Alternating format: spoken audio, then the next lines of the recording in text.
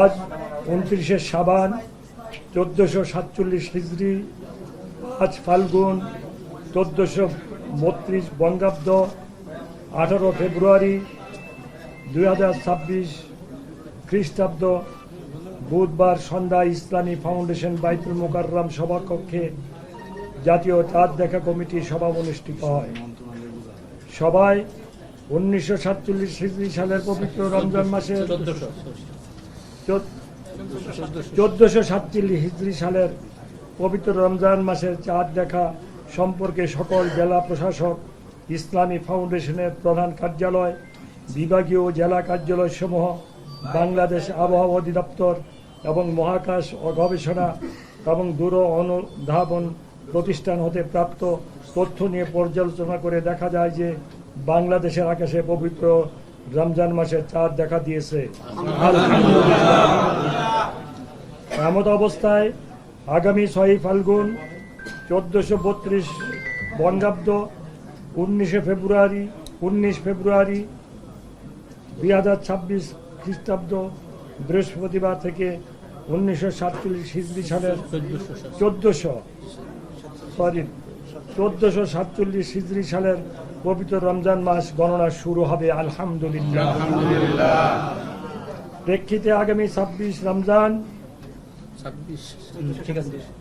শুধু 26 লেখছে,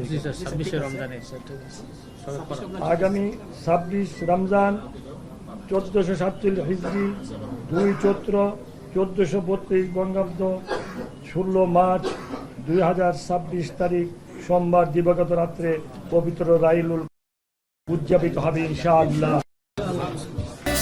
স্মার্ট ও compact vision washing machine install করা যায় মাত্র 2 ফিট স্পেসেও।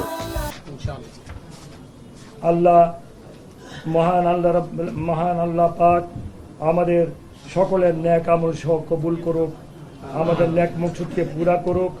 আল্লাহ পাক যে উদ্দেশ্যে করেছেন সেই কারণ হলো দেশের মানুষের খেদমত করা, দেশ থেকে দুর্নীতি দূর করা, দেশ থেকে অন্যায় অত্যাচার অবিচার জুলুম নির্যাতন দূর করা, দেশ থেকে মদ জুয়া ফেন্সিডিল হিরোইন প্রচলনকে দূর করা। আমার সাংবাদিক ভাইয়েরা, আমি আপনাদের কাছে কৃতজ্ঞ।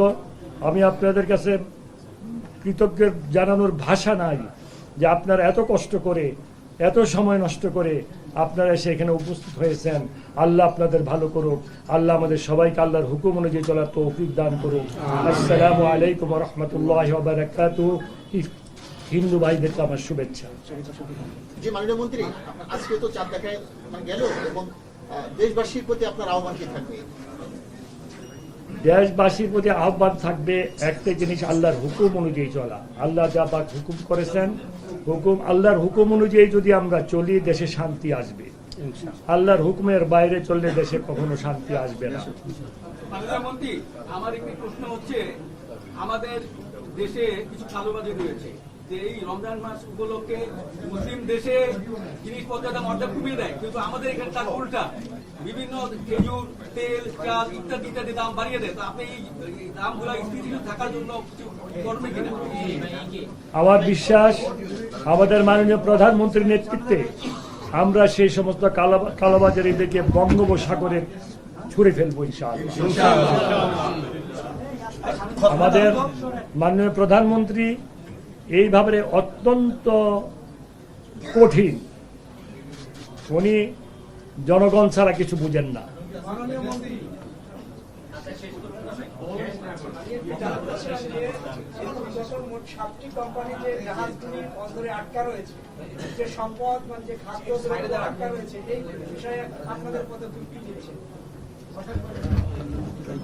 আসলে এই বিষয়টা আবার জানা নেই এবং এই বিষয়টা আবার বিষয় নয়, যে এটা অন্য মন্ত্রণালয়ের দায়িত্ব এবং কর্তব্য। আমার মনে হয় আপনারা যদি দয়া করে কালকে ওই মন্ত্রণালয়ের মন্ত্রীকে জিজ্ঞাসা করেন, উনি ওনার সদুত্তর দিতে পারবেন।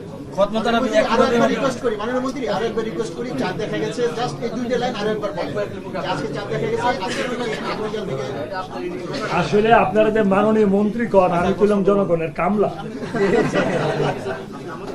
মাননীয় মন্ত্রী করলে খারাপ লাগে, কারণ জনগণ ভোট দিয়ে বানাইছে কাম করণের লেগে। আর মাননীয় প্রধানমন্ত্রী আমাকে নিয়োগ দিয়েছে জনগণের কামলা হিসাবে তাদের কাজ করার জন্য। মাননীয় মন্ত্রী বলে একটু খারাপ লাগে, আপনি তো কায়কোবাদ ভাই, আমাদের প্রিয় কায়কোবাদ বললেই হয়।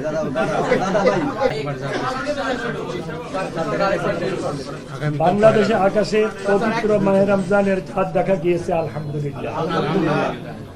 আপনাদের কাছে একটা আহ্বান জানাই আপনাদের মাধ্যমে, আপনারা যদি দয়া করে আমার আহ্বানটাকে একটু গ্রহণ করেন। বাংলাদেশের মুসলমান ভাই বোনেরা, এই রমজান মাস অত্যন্ত পবিত্র মাস। আপনারা সবাই 2 রাকাত নফল নামাজ পড়ে দোয়া করবেন যাতে করে আল্লাহ পাক আমাদের হেদায়েত নসিব করেন, আমাদের সহি বুঝ দান করেন, আমরা যেন আল্লাহর হুকুম অনুযায়ী দেশটাকে চালাতে পারি। আপনাদেরকে অনেক ধন্যবাদ।